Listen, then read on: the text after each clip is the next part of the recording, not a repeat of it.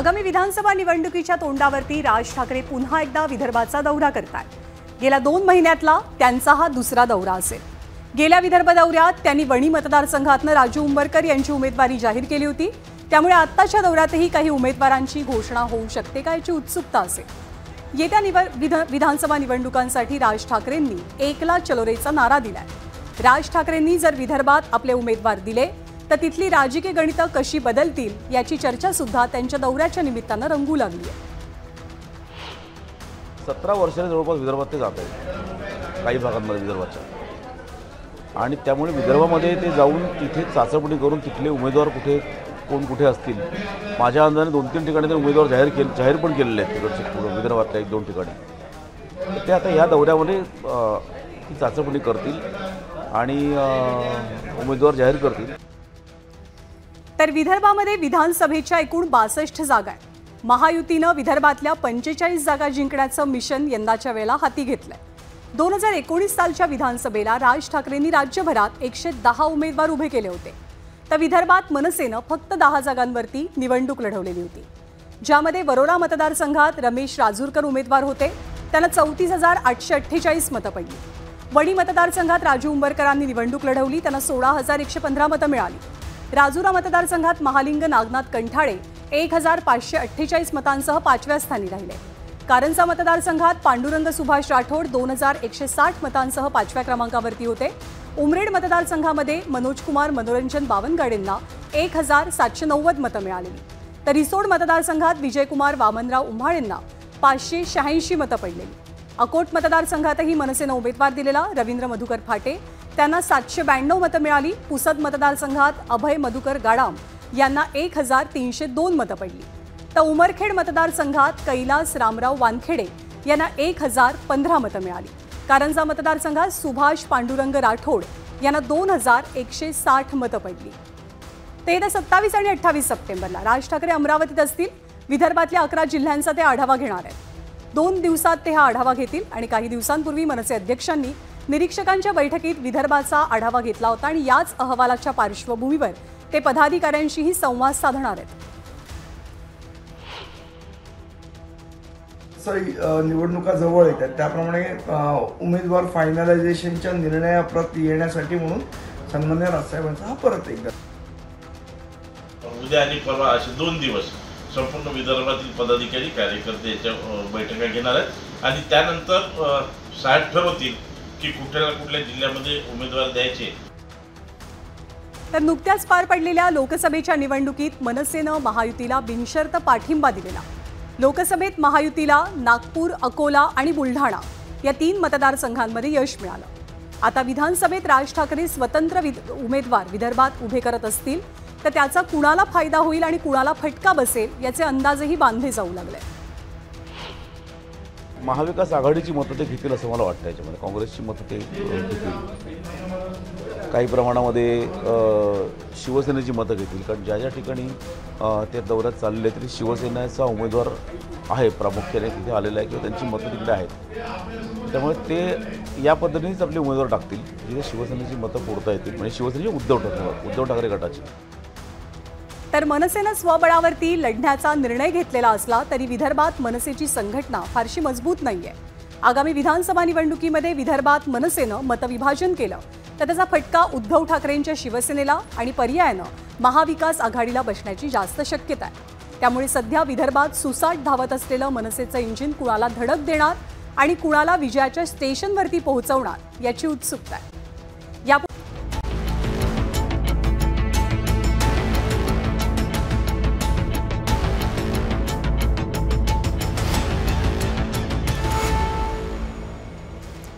हलकासा ताप आला, डोकं दुखू लागलं, सर्दी किंवा साधा खोकला झालेला असेल तर आपल्यापैकी बरेच जण थेट डॉक्टरकडे न जाता परस्पर मेडिकल स्टोअरमधनं गोळ्यांची खरेदी करतात। मेडिकल इमर्जन्सीसाठी पॅरासिटामॉलची गोळी तर घराघरात अगदी हमखास असते, पण CSDCOच्या ताज्या अहवालानुसार पॅरासिटामॉलसारखी काही लोकप्रिय औषधं नव्या आंतरराष्ट्रीय निकषांनुसार क्वालिटी टेस्टमध्ये फेल झाली आहेत, नापास झाली आहेत। नापास झालेल्या अशा 53 औषधांची यादी नुकतीच सेंट्रल ड्रग स्टँडर्ड कंट्रोल ऑर्गनायझेशननं प्रसिद्ध केली आहे।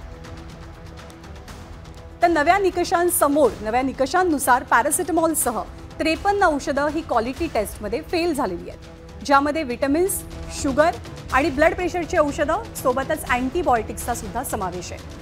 CSDSOच्या यादीमध्ये विटॅमिन C आणि D3 टॅबलेट शेल्कल, त्याचबरोबर vitamin B complex, vitamin C soft gel, antacid Pan D, paracetamol IP 500 mg, मधुमेहावरचं औषध ग्लिमिपेराइड आणि उच्च रक्तदाबासाठी टेल्मिसर्टन ही औषध टेस्टमध्ये किंवा क्वालिटी टेस्टमध्ये फेल झालेली औषधं आहेत.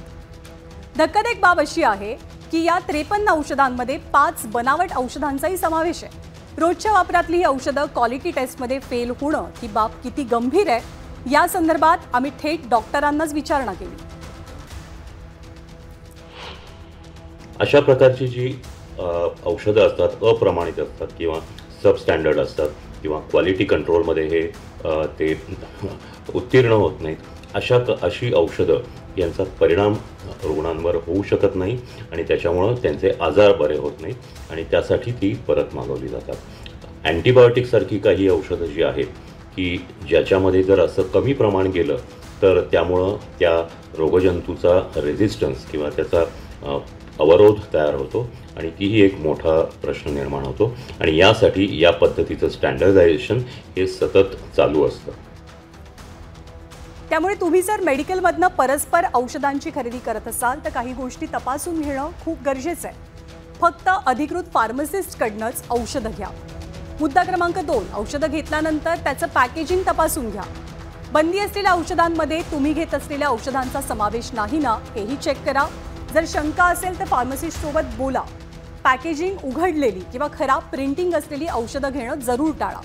औषधाची एक्सपायरी डेट तपासा आणि जुन्या प्रिस्क्रिप्शनवरती औषधं घेऊ नका. तर महत्त्वाची बाब अशी आहे की क्वालिटी टेस्टमध्ये फेल झालेली ही औषधं देशातल्या मोठ्या ब्रँड्सची उत्पादनं आहेत. Alkem laboratories, Hindustan antibiotics limited, Karnataka antibiotics and pharmaceuticals यासारख्या बड्या कंपन्या ही औषधं बनवतात. पण CDSCOच्या निकषामध्ये ही औषधं बसलेली नाही आहेत. कुठलंही औषध जे असतं ते अनेक प्रकारच्या कंपन्या आपापल्या ब्रँडनी बनवतात आणि ते बाजारामध्ये विकत असतात. म्हणजे पॅरासिटामॉल याच औषधाचं आपण बोलायचं झालं तर त्याचे काही हजार ब्रँड्स आज भारतामध्ये उपलब्ध आहेत. तर या औषधांमधल्या या जे काही घटक असतात त्यांच्या स्टँडर्डायझेशनमध्ये, त्यांच्या तपासणीमध्ये DGSCला काही दोष आढळले. त्याच्यामुळं काही ठराविक कंपन्यांचे ठराविक ब्रँड्स हे त्यांनी रद्दबातल ठरवलेले आहेत आणि अशा वेळेला हे ब्रँड्स हे बाजारामधून परत मागवले जातात, म्हणजे लोकांपर्यंत ते पोचत नाहीत. तर हेल्थ इज वेल्थ असं आपण म्हणतो. क्वालिटी स्टँडर्डमध्ये नापास झालेली औषधं आपल्या आरोग्यावरती गंभीर आणि दूरगामी परिणाम करू शकतात. जर नकली औषधं या देशामध्ये येत असतील तर हा फक्त वैद्यकीय क्षेत्राला असलेला धोका नाही, तर अशा घटना देशाच्या आरोग्य व्यवस्थेवरती सुद्धा प्रश्नचिन्ह उपस्थित करतात. या अहवालानंतर भविष्यात औषध तयार करण्याच्या प्रक्रियेमध्ये किती गंभीरता असायला हवी आहे याचा अलर्टही मिळालाय. आणि यानंतरची पुढची बातमी आहे भाजपच्या मिशन पश्चिम महाराष्ट्राची.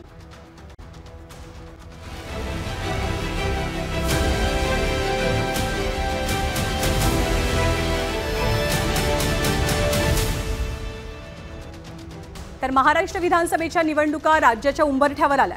गृहमंत्री अमित शहांनी नुकत्याच केलेल्या दौऱ्यामध्ये विदर्भसोबत मिशन पश्चिम महाराष्ट्राचाही नारा दिला.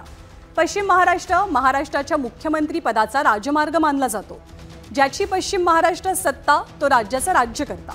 त्यामुळे धनुष्यबाण आणि घड्याळाच्या साथीनं पश्चिम महाराष्ट्र काबीज करण्याच्या सूचना अमित शहांनी आपल्या दौऱ्यात केल्याचं कळतंय. सूत्रांच्या माहितीनुसार अमित शहांनी कार्यकर्त्यांना पश्चिम विजयाचा कानमंत्र दिलाय. अमित शहा म्हणाले, महायुती म्हणून शिवसेना आणि राष्ट्रवादी दोघांच्या उमेदवारांना साथ द्या. कमळ, घड्याळ आणि धनुष्यबाण तिघांना सुद्धा निवडून द्या.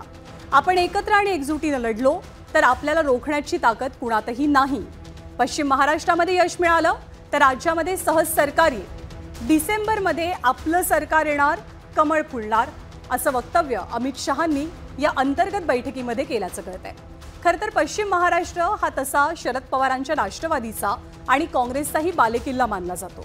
पण हाच बालेकिल्ला सर करत महाराष्ट्राच्या सत्तेच्या चाव्या आपल्या हाती घेण्याची भाजपची रणनीती आहे. पश्चिम महाराष्ट्राची राज्याच्या राजकारणातली ताकद किती यावरती सुद्धा आपण एक नजर टाकूया। तर पश्चिम महाराष्ट्रात विधानसभेच्या एकूण 70 जागा आहेत। यामध्ये पुण्यात असलेल्या 21 पैकी 8 जागा भाजपकडे आहेत, तर अहमदनगरच्या 12 जागांपैकी 3 जागांवरती भाजपचे आमदार आहेत। सांगलीमध्ये 8 जागा आहेत, 2 मतदारसंघात भाजपची सत्ता आहे। साताऱ्यातही 8 पैकी भाजपचे केवळ 2 आमदार आहेत। सोलापुरात 11 पैकी 5 मतदारसंघ भाजपच्या ताब्यात आहेत। अशा 70 पैकी केवळ 20 मतदारसंघात भाजपचे आमदार आहेत। लोकसभेचा विचार करता पश्चिम महाराष्ट्रातल्या 12 खासदारांपैकी 2 खासदार भाजपचे, तर पश्चिम महाराष्ट्रातनं धनंजय महाडिक आणि मेधा कुलकर्णी यांना राज्यसभेची खासदारकीही भाजपकडनं देण्यात आली आहे। तर नुकत्याच पार पडलेल्या लोकसभेत पश्चिम महाराष्ट्रात महायुतीनं 4 जागांवरती विजय मिळवला। यातील विधानसभा मतदारसंघनिहाय आघाडी पाहता 70 पैकी फक्त 30 मतदारसंघातच महायुतीला आघाडी दिसते। पश्चिम महाराष्ट्रातल्या राजकीय परिस्थितीबाबत भाजप नेत्यांचं काहीसं असं मत आहे। पश्चिम महाराष्ट्र जो काँग्रेसचा आणि नंतर पवार साहेबांचा गड मानला गेला, तिथे 10 पैकी 6 जागा महाविकासच्या आल्या, 4 जागा आमच्या आल्या, एक आणखीन आली असती, म्हणजे ती कुठलीही येऊ शकली असती, एक आणखीन आली असती तर 5-5 झाल्या असत्या। आणि पश्चिम महाराष्ट्रामध्ये झालेल्या मतदानात आम्हाला महाविकासपेक्षा 2 लाख मतं जास्त आहेत। पण भाजपच्या मिशन पश्चिम महाराष्ट्रावरनं विरोधकांनी सुद्धा चांगलेच टोळे लगावलेत। देशाच्या गृहमंत्र्याला देशातली सगळी महत्त्वाची कामं बाजूला ठेवून मणिपूरची हिंसा असेल, काश्मीरचा प्रश्न असेल, लडाखमध्ये घुसखोरी असेल, हे राष्ट्रीय सुरक्षेचे प्रश्न बाजूला ठेवून उत्तर महाराष्ट्र आणि पश्चिम महाराष्ट्रामध्ये वणवण फिरावं लागतंय भाजपच्या जागांसाठी। त्याच्यातच त्यांचा पराभव स्पष्ट दिसतोय। 58 पैकी 50 जागा दिल्या, 4 कुठल्या सोडल्या हे जाहीर करावं अशी माझी त्यांना नम्र विनंती आहे। त्यात माझी सीट सोडली आहे का जरा विचारून घ्या त्यांना। तर भाजपनं पश्चिम महाराष्ट्रातल्या विजयाचा निश्चय करत रणशिंग फुंकलंय आणि पहिली पायरी तर सर केली आहे। पण महायुतीमधले हेवे दावे, जागांसाठी असलेली चढाओढ आणि संभाव्य नाराजी हे सारं काही विचारात घेता हे मिशन सोपं नसेल असं मत व्यक्त होत आहे। आणि यानंतरची बातमी आहे मुंबईतील जीवघेण्या उघड्या चेंबर्सची।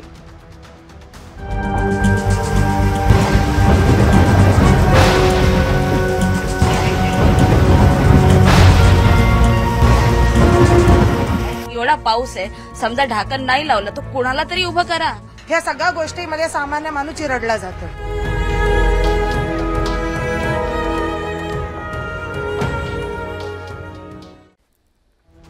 मुंबईमध्ये बुधवारी झालेल्या तुफान पावसाने अंधेरी परिसरात एका महिलेचा जीव घेतलाय।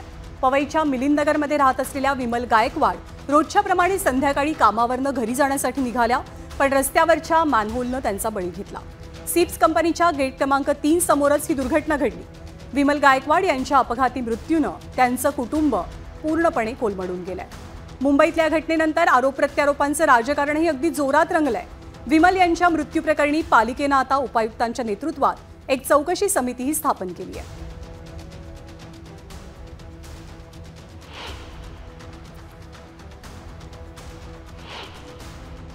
हर गोष्टीची काळजीपूर्वक घेतली पाहिजे की एवढा पाऊस आहे, समजा ढाकण नाही लावलं तर कोणाला तरी उभं करा। तुमचं कामच आलंय तर ते लक्ष द्या, कोणाचा तर एखाद्याचा जीव जातो। आम्ही सगळ्यांना एकत्र बसवायचं सगळ्या या यंत्रणेला आणि मग कुठे काही काम अडलंय का, कुठे काही पेंडिंग आहे का हे सांगायचं। पण आता ताळमेळच नाहीये, कारण जे पालकमंत्री आहेत ते नुसतं बीएमसी मध्ये आम्हाला ऑफिस कसं मिळेल तेवढ्यावरच त्यांचं लक्ष होतं। म्हणजे ज्या बिल्डिंग ऐसे लोग जो है हमें प्रश्न पूछने का अधिकार नहीं रखते। कल बारिश बहुत हुई, ज़्यादा बारिश हुई कम समय में, उसके ऊपर जो कुछ अभी उसके अंदर एक जन की मौत भी हो गई है, बहुत दुर्भाग्यपूर्ण बात है। उसके ऊपर प्रोब जारी है, उसके ऊपर कार्रवाई जो है हम लोग करेंगे। तरी घटना का घडली, या घटनेचे दोषी कोण आहेत त्यांना कडक शासन दिलं जाईल, कारवाई केली जाईल असं सत्ताधाऱ्यांनी सांगितलंय। Precaution is better than cure या युक्तीप्रमाणे आपलं प्रशासन कधी वागणार असा सवाल या घटनेनंतर मुंबईकरांच्या मनात मात्र जरूर उपस्थित झालाय।